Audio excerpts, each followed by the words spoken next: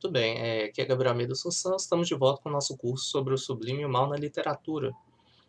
Há muitas formas de abordar o mal, na filosofia, nas ciências, né, na psicologia, por exemplo, nas religiões, na literatura. Todas abordaram o mal de formas distintas, multifacetadas, e isso sugere uma abordagem interdisciplinar ao problema do mal. Eu acho que isso é muito válido e muito importante, se evitar um arrazoado unilateral sobre um tema tão misterioso e ao mesmo tempo tão presente em nossas vidas, né, na vida cotidiana.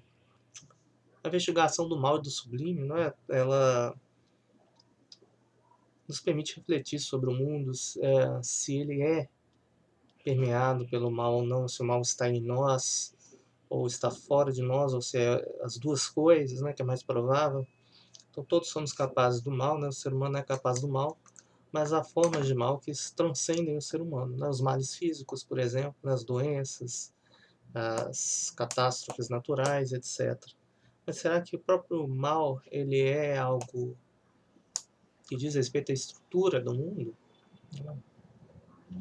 As religiões tentaram entender isso de muitas formas. A gente vai ver na aula síncrona, né? O mal, ele uma das primeiras tentativas de lidar com o problema do mal pelas religiões foi a tentativa dualista, de rechaçar o mal.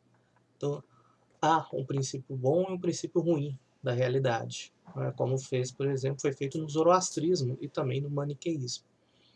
Então, a tentativa dualista de lidar com o mal é clássica, né? Uma das mais antigas. As primeiras tentativas do ser humano de lidar com a realidade. Há como se fossem duas realidades, a realidade boa e a má. Dois planos de realidade, dois princípios do mundo diferentes. Um princípio bom e um ruim. Né? O Ahura Mazda e Ahriman, né? No caso do Zoroastrismo.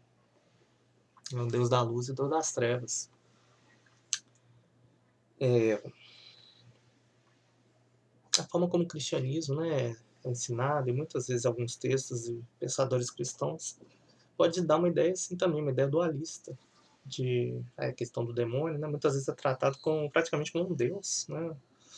Então é uma questão complexa como as religiões tentam lidar com o problema do mal. A ideia do mal como privação, que é trabalhada por Plotino, já está na tradição platônica, né, antes de Plotino, mas que é muito forte em Plotino, e que vai ser apropriado por Agostinho e muitos pensadores cristãos, como o Pseudo Dionísio, por exemplo.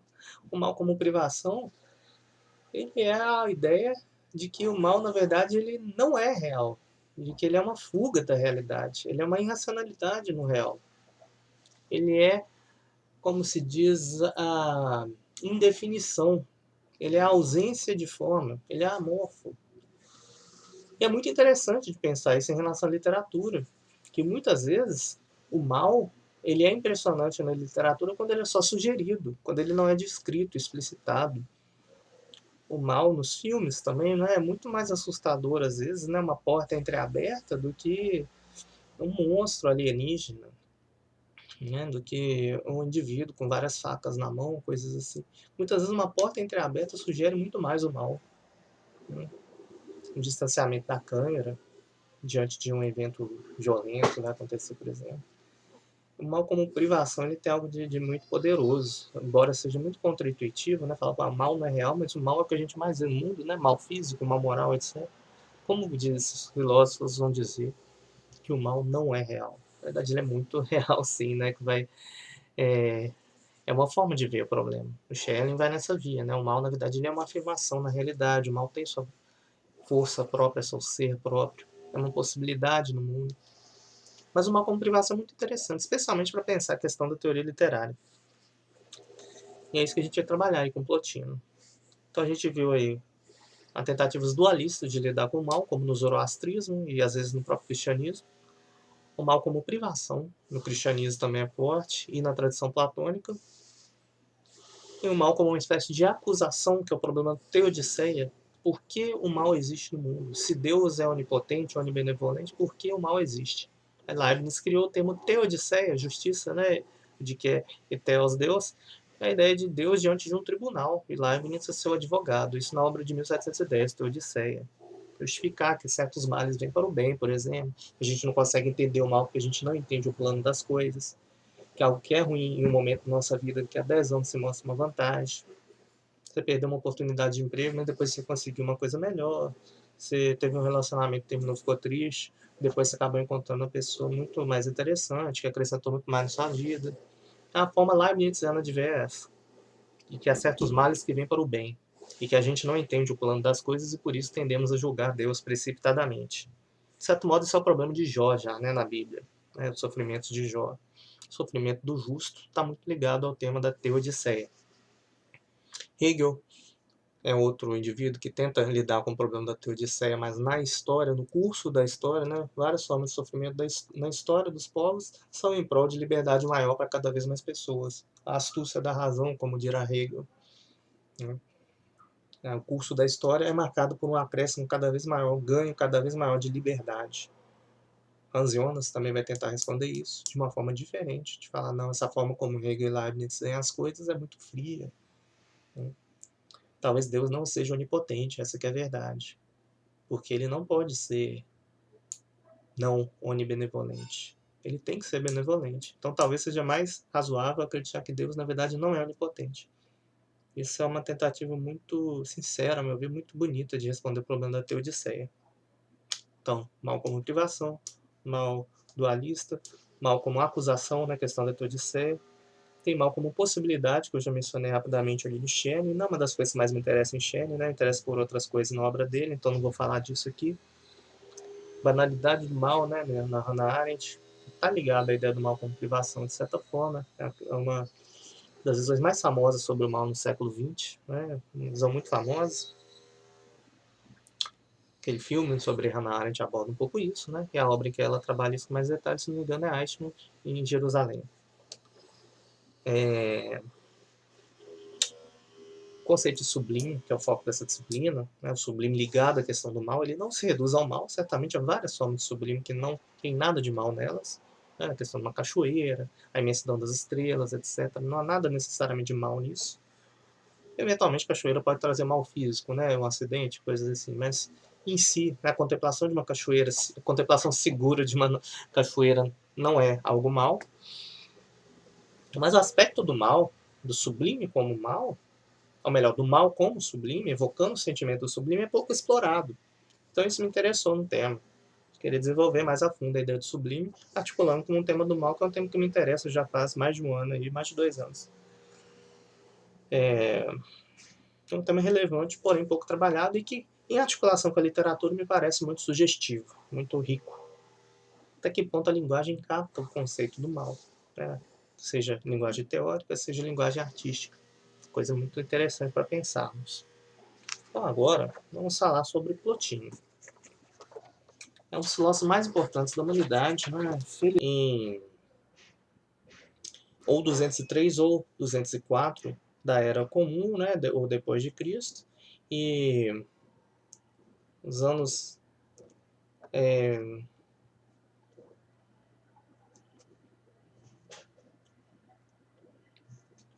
faleceu por volta de 270, na Era Comum.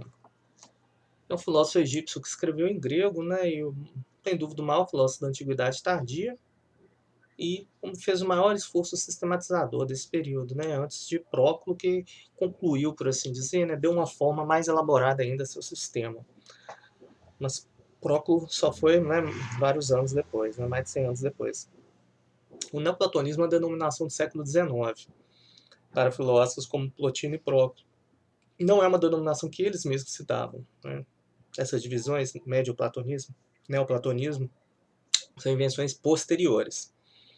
A gente pode até dizer que Agostinho é um neoplatônico cristão, porque sua filosofia é fortemente inspirada pelo neoplatonismo, embora mediada por elementos da tradição judaico-cristã.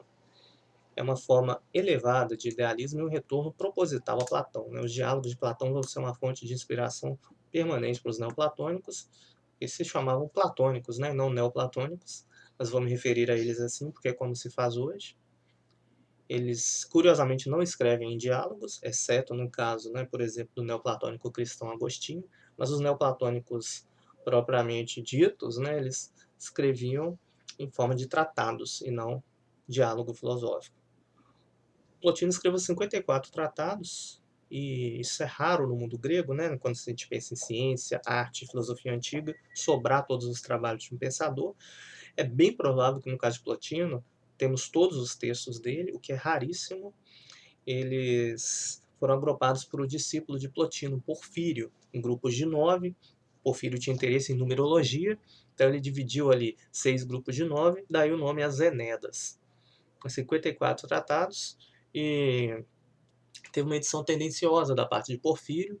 Às vezes ele editava um tratado, deixava um menor, colava alguns, separava outros. O caso mais famoso é o Grande Escrito, né, em que há, como se diz, há 4 tratados de Plotino, desculpa, um tratado só de Plotino que foi picotado, por assim dizer. Ele foi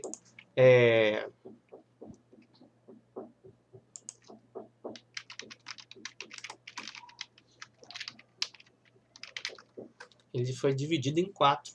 Então há um tratado só em que o Plotino fala sobre temas como o mal, etc., os gnósticos, a beleza do intelecto. Ele foi separado em 4 tratados diferentes pelo Porfírio. Então você vê um recorte muito tendencioso, né? São os tratados 3.8, que é sobre a natureza, o 5.8, que é sobre a beleza do intelecto, o 5.5, que é sobre o bem e o 1, e o 2.9, que é contra os gnósticos.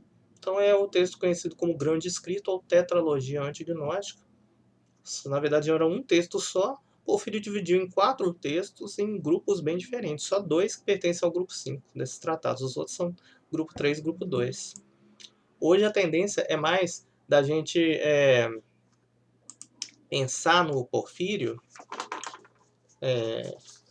como uma figura que foi importante, sem dúvida, mas que a gente não deve seguir necessariamente a sua divisão dos tratados. Aí a tendência é estudar os tratados pela ordem cronológica, que felizmente Porfírio deixou para nós, embora não haja garantia de que seja também tão confiável essa suposta cronologia dos tratados dada por Plotino. Garantia nós não temos, mas a gente, por um princípio de caridade ali, né, hermenêutica, a gente tende a acreditar que de fato seja a ordem cronológica. Os tratados de Plotino são textos voltados para amigos, para alunos, pressupõem conhecimento de algumas teses já da escola do Plotino, então eles têm um caráter esotérico com S, no sentido de ser fechado, em oposição a esotérico, exotérico com X, de ser aberto. E gera dificuldades na leitura e na interpretação isso. Plotino ele já pressupõe que a gente conhece os tratados dele, e é claro que isso não é o caso, né, para nós. Então isso deixa a leitura dos textos muito mais difícil. Soma-se a isso o fato de que ele tem um grego um pouco estranho, né? O grego de Plotino para quem estuda, né, quem trabalha com o grego, reconhece-se que não era um grego muito fácil de se entender. Então tem essa questão, né? E, bem, um momento aqui.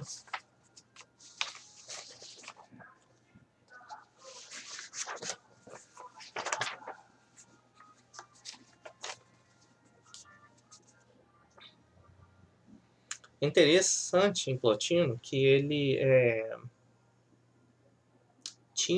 interessante em Plotino que ele não tem uma filosofia política, não tem tanta essa preocupação com o mundo social. Isso é uma coisa muito mais posterior a Plotino. Isso é curioso, né? Isso não é tanto a preocupação do Plotino e dos neoplatônicos em geral. Eles não têm tanto esse interesse em política.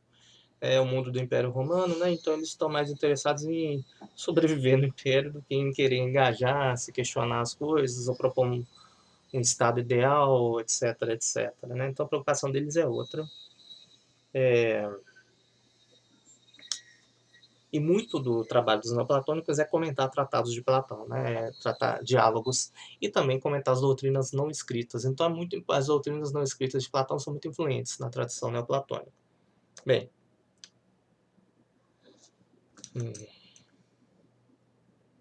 para o neoplatônico é importante a ideia de um sistema. Sistema é uma ideia que remete a Xenócrates da Academia Platônica, né? Uma ideia de sistema vai ser muito forte na filosofia helenística, ou seja, da morte de Alexandre Magno até mais ou menos o início da era cristã e depois a era imperial, né? Filosofia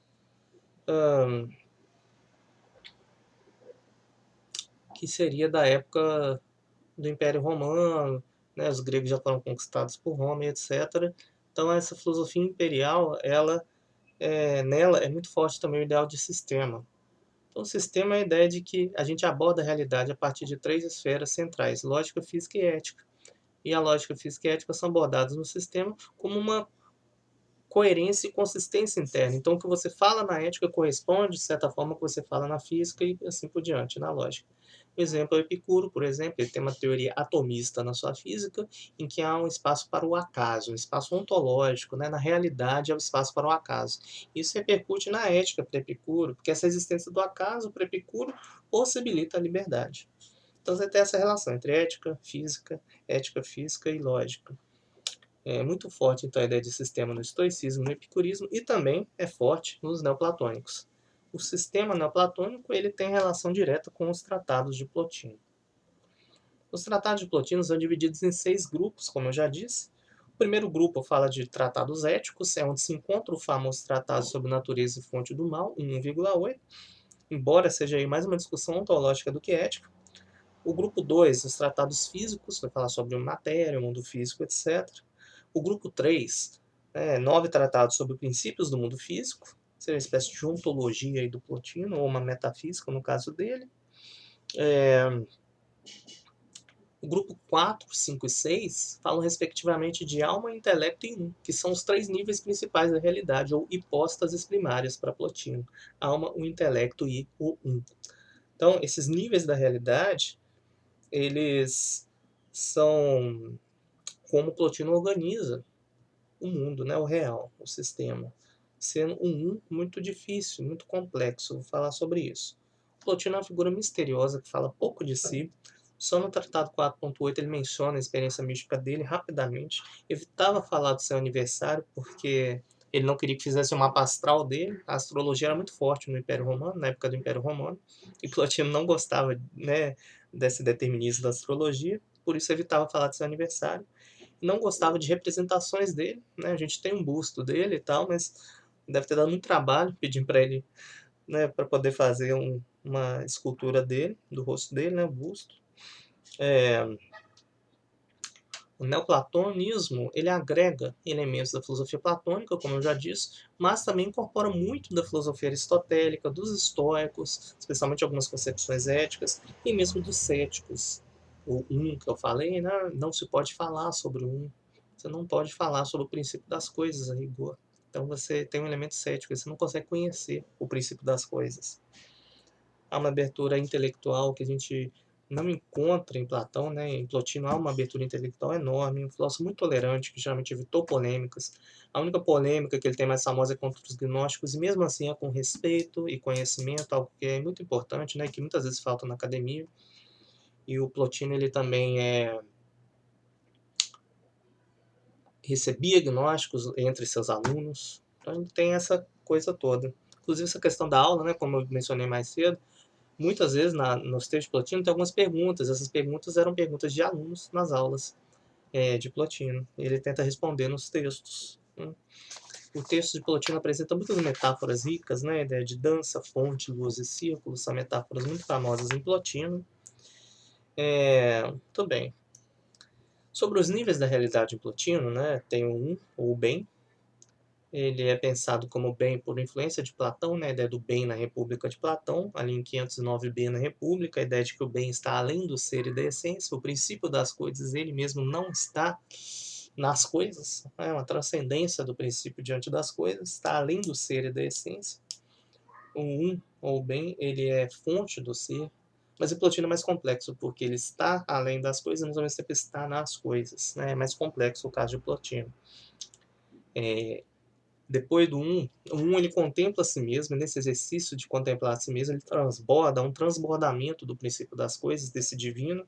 Esse transbordamento é o intelecto. No intelecto nós temos o ser, né, a realidade, temos os números, as categorias que usamos para falar sobre o ser, temos as ideias platônicas.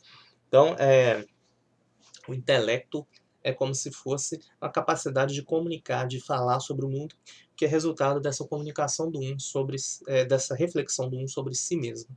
O intelecto é um desdobramento, uma hipóstase do um. uma emanação do um, né, alguns vão dizer, tem uma perda de ser, né, uma perda de, nem de ser, não, uma perda de um, do um para o intelecto, e do intelecto para a alma temos outra perda, outra emanação, a alma é outro nível da realidade, e tem vários sentidos em Plotino, é a alma individual, é a alma dos seres vivos, inclusive as plantas, né? Para Aristóteles, as plantas têm alma, e Plotino adota isso. Plantas, animais e humanos, né? Animais não humanos e humanos possuem alma. E uma espiritualidade, né? Até a planta contempla para Plotino, ele fala sobre isso no Tratado sobre a Natureza. Mas alma também significa a alma do mundo. Os planetas são pensados como seres vivos pelos gregos, como grandes organismos. A ideia de Gaia que a gente tem lá na ecologia, né? Ela já está lá nos neoplatônicos. A alma do mundo é o princípio de movimento dos planetas. Então os planetas se movem para os gregos porque eles têm alma. A alma é princípio de movimento no mundo grego. O crescimento dos vegetais, o deslocamento dos animais, etc. Toda forma de movimento é por causa de uma psique, né, de uma alma.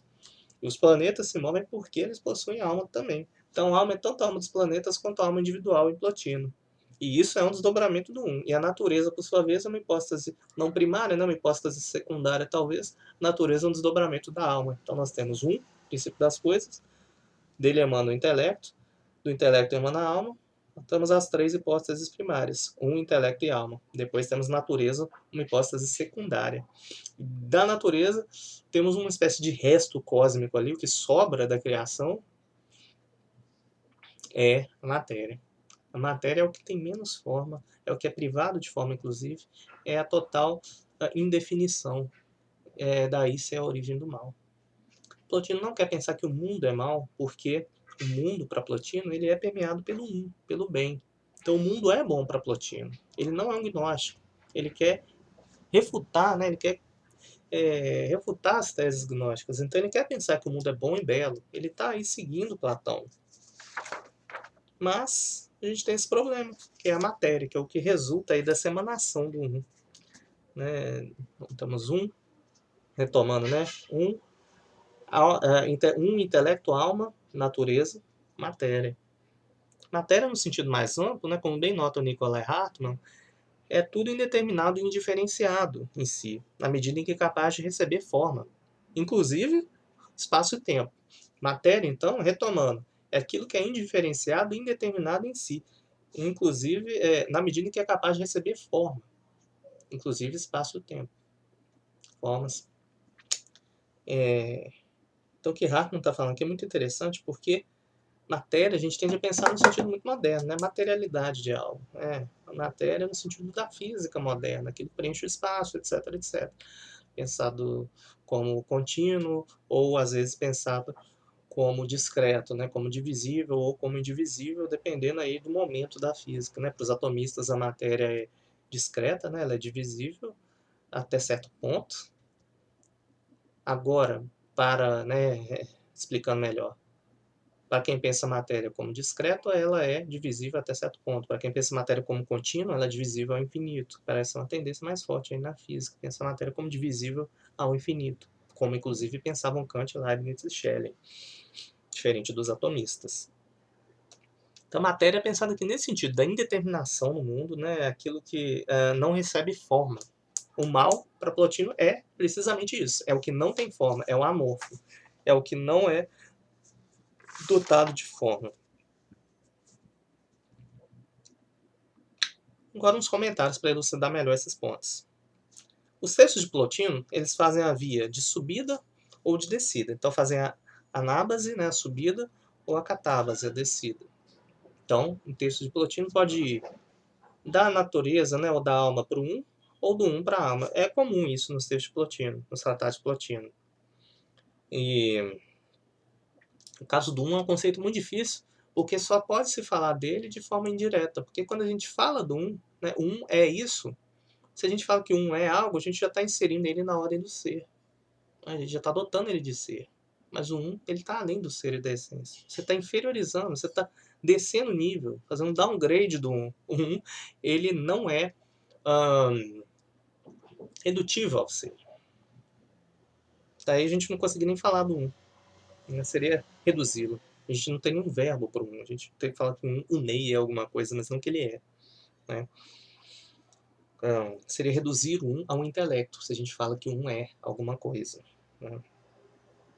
O verbo ser é um verbo extremamente complicado, né, na filosofia, extremamente complexo. Outro verbo seria necessário para falar sobre o 1. Mas a gente pode tentar falar por analogia, por comparações. É o que Plotino sempre tenta fazer, por metáforas, falar do 1 como fonte, do 1 como indeterminado, não, desculpa, do 1 como fonte, do 1 como um círculo, do 1 como sol, e etc, etc, com a perfeição e etc.